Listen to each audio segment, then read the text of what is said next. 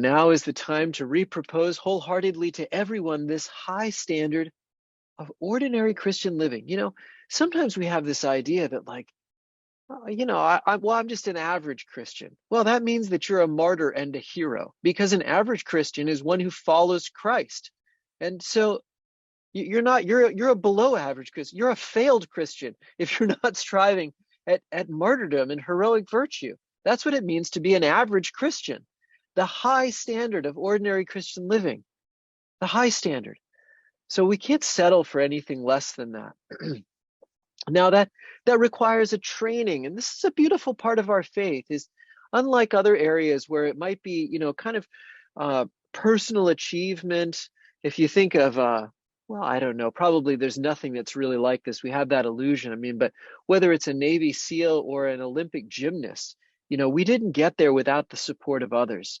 We need a training program. We need a community to be with. And that's part of what brings you to the High Calling program, is that we can do this together. We can saddle up together and ride into battle together, but that we have that training for holiness that helps us live out this Christian life. Now, of course, each of us has a unique journey, and that's why we don't just devolve into a number. We can't just devolve. It's not like being, branded like a herd of cattle or something like that, and then just being herded into something. Of course, we all have a unique relationship with the Lord, and that's the tension we always hold in Christianity: is the church, the community, the immediate community, and the universal church on the one hand, and then my own personal journey. I have my own responsibility. And I have my own choice that I have to make, and I have to renew that choice every day. And then John Paul II says, but this isn't going to happen without genuine schools of prayer. Yes, dear brothers and sisters, our Christian communities must become genuine schools of prayer, where the meeting with Christ is expressed not just in imploring help, but also in thanksgiving, praise, adoration, contemplation, listening, and ardent devotion, until the heart truly falls in love. And I don't know, maybe you'll tell me in your next journey, have you fallen in love with Christ? Have you truly fallen in love with him?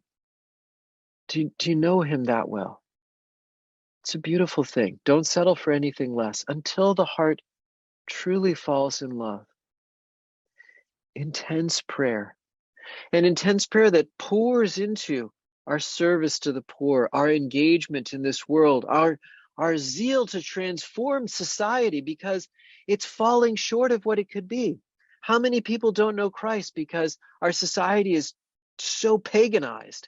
We live in this wretched, atheistic, fallen world that's such a mess, and it just gets worse.